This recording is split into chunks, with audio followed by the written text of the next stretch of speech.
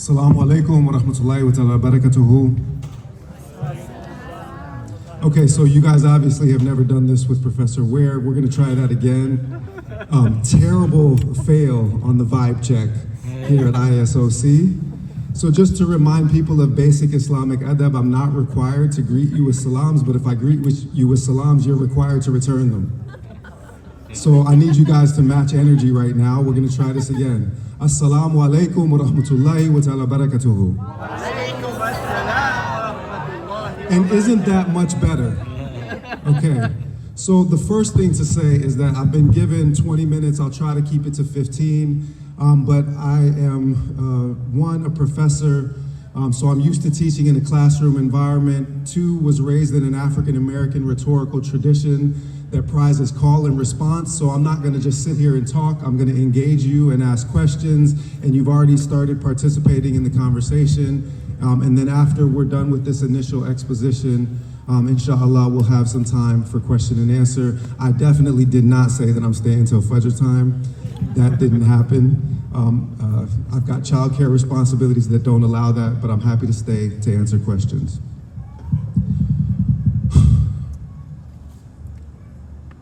How do we begin to come to terms with the moment that we're currently in as a Muslim community, right?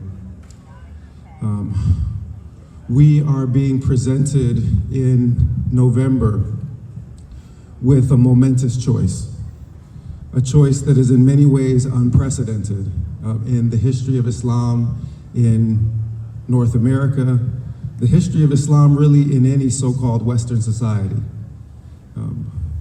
We have a Muslim vice presidential candidate running on the ticket of what is now the third largest political party in the United States of America, and with your help can become in very short order the largest political party in the United States of America. So those of you that know a little bit about my background and my history know that I am a convert to Islam. I came to Islam at age 15 when I read the autobiography of Malcolm X cover to cover in one night. And the next night, I'm gonna tell you, I went to school that day and I checked out an English translation of the Quran from my school library, because when I got to the end of that book, I wanted what Malcolm had. Malcolm was on truth. And that book spoke to me, the autobiography of Malcolm X, because Malcolm was honest about how dark some of the places that he had been in his life really were. And myself, as the son of a locksmith with a 6th grade education and a teenage mom who was pregnant with me at the age of 15 and who was told by her high school guidance counselor to get an abortion. And as a white woman in Washington, D.C., a city that was at that time 95% black, she was told that if she had this black man's baby, that she would be strung out on heroin and prostituting herself within 2 years. That's the America that I was born into. So like Malcolm, I had seen some dark places. I never lived at the same street address for a calendar year until I was 9 years old. Eviction after eviction, battered women's shelter, living in the car, sleeping with relatives.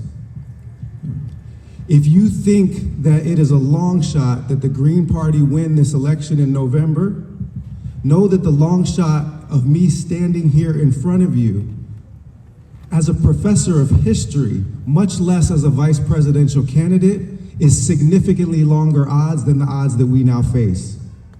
That's right. I have no doubt that we can win this election, because I was raised in a black Muslim tradition, not just of Malcolm X, but of Muhammad Ali, and I would not have taken up this fight if I thought that there was no chance to win. Ali did not get into the ring with Sonny Liston talking about a protest vote. Ali did not get in the ring with Sonny Liston to be a spoiler. What did Ali get in the ring to do? Win. To win. He got in the ring to knock that sucker out. And that is exactly my plan. And if they give us a shot at their chin, know that teams red and team blue are both going down.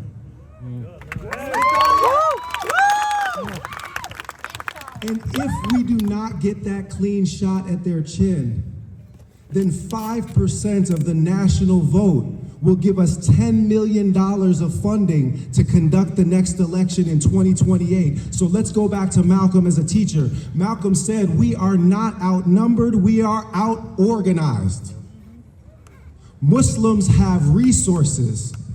Progressive communities in this country have resources, but we are out-organized.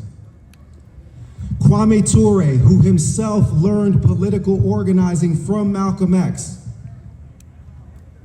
said that most of the time people mobilize around issues.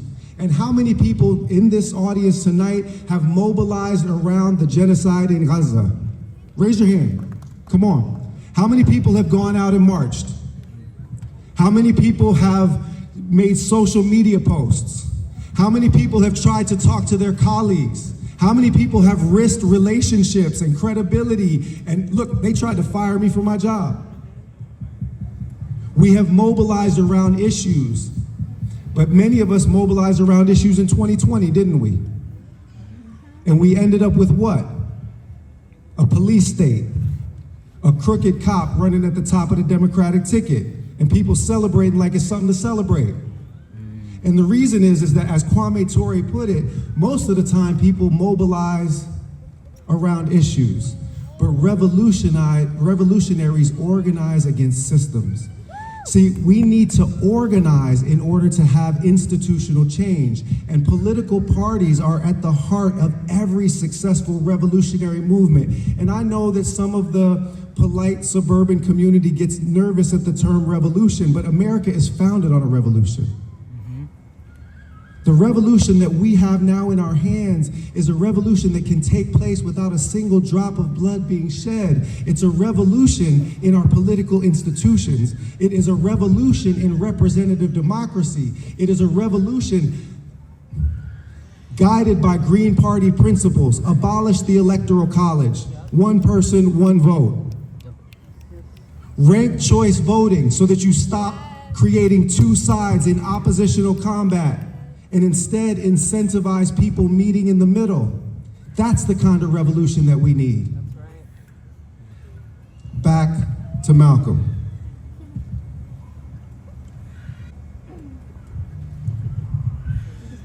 Malcolm said, never let your enemy tell you how many of you there are.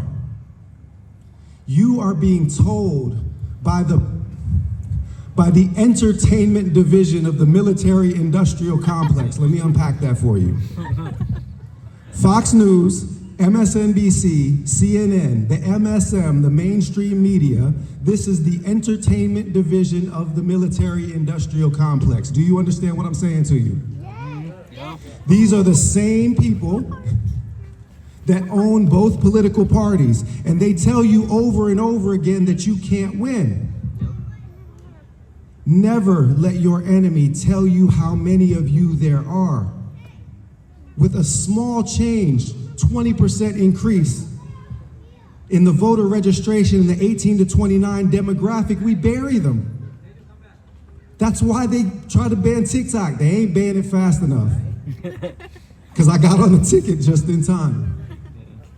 So we have to believe first and foremost in our capacity to win. We cannot let our colonizers tell us what our capacity is. That's right. Because then we are defeated before we even enter the fight. We're at an Islamic center, and I told you that Malcolm was my guide to Islam. So now we're gonna do our Quran test.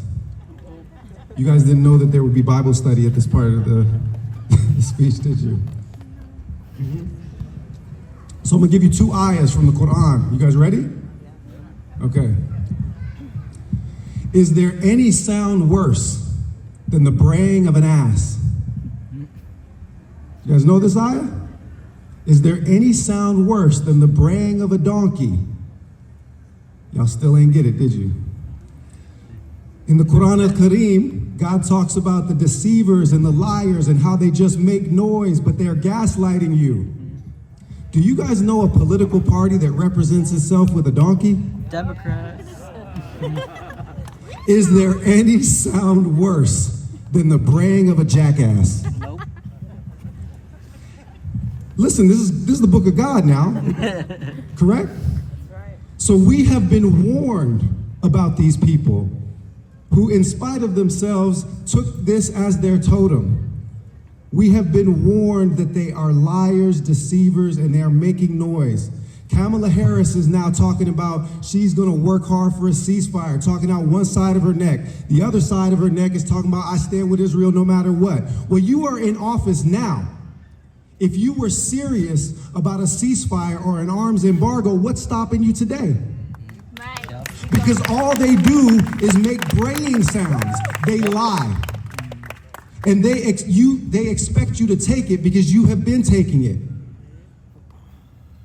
But understand that anybody that votes for Team Blue in this upcoming election risks their immortal soul. And I'm going to tell you why. Because in the Quran al-Karim, the people that stand alongside Pharaoh, what is their fate when the flood comes?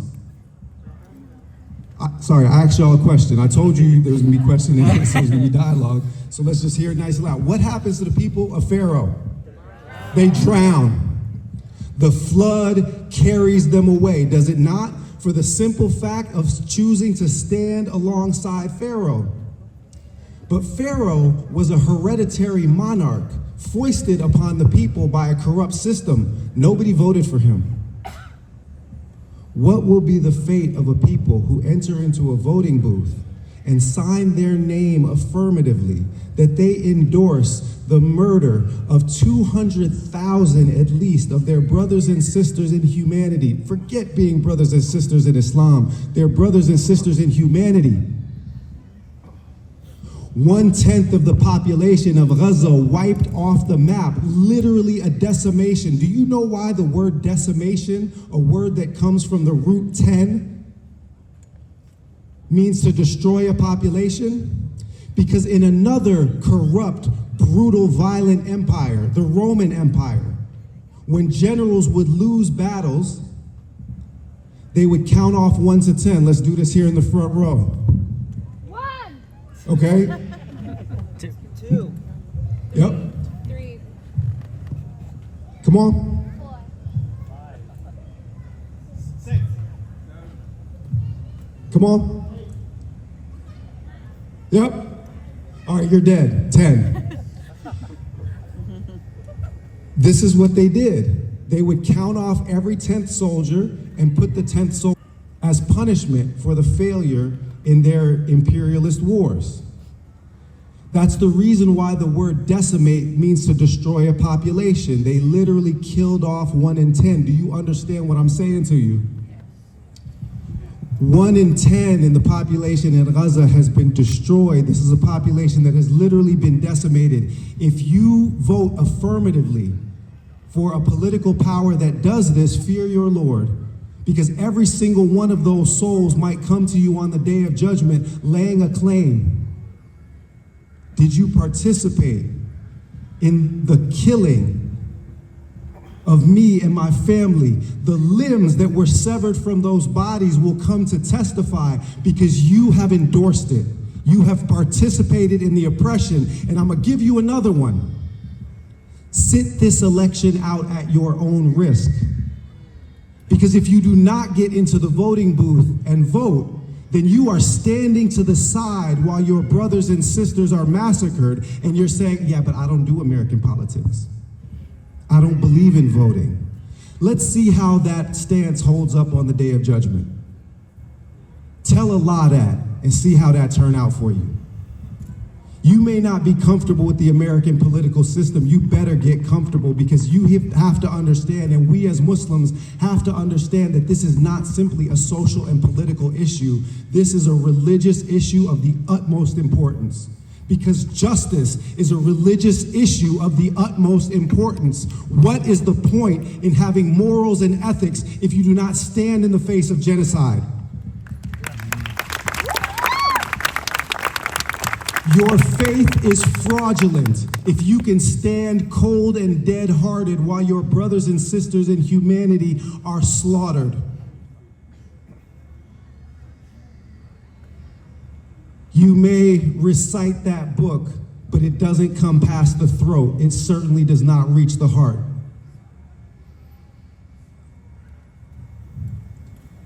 promised 2 ayahs. What was the first one? The jackass. Is there any sound worse than the braying of a jackass? That took care of Team Blue. How about this one? And have you seen how your Lord dealt with the party of the elephant?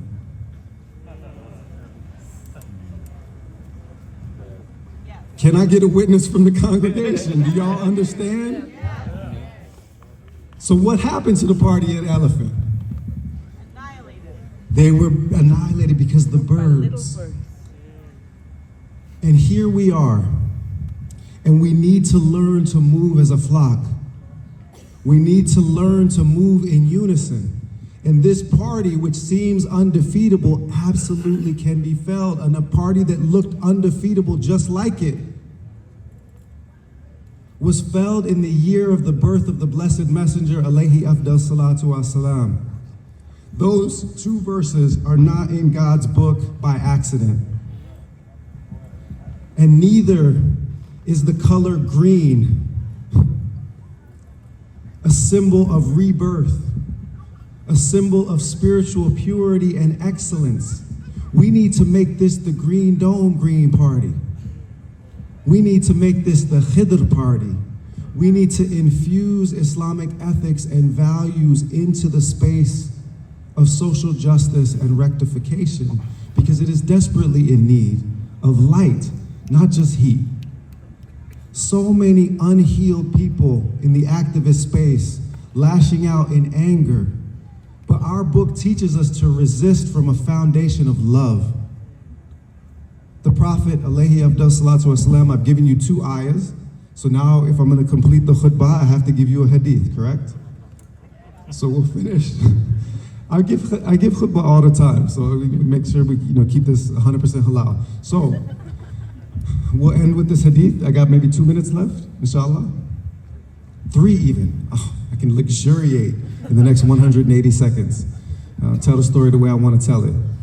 So the Prophet alayhi afdal salatu wasalam said, "La tadkhuluna jannah hatta tu'minu, wa la tu'minu hatta tahabu." You will not enter the garden until you have believed, and you will not have believed until you have loved one another. Then he continued, sallallahu alayhi wasallam, and he said, "Shall I tell you a thing that if you did it, you would love one another?" They said, "Yes." He said, "Spread peace. By the one who holds my soul in his hand, you will not spread peace until you are merciful." They said, "Messenger of God, we are merciful." They had the nerve to talk back. And he said, "It is not mercy amongst yourselves, rather it is mercy in general. It is mercy in general. It is mercy in general." This Muslim community has become insular, merciful only to its own, and not even to its own. Sadly, I faced almost as much anti-black racism inside this Muslim community as I faced from the white supremacist society outside of it. Let's keep it a buck.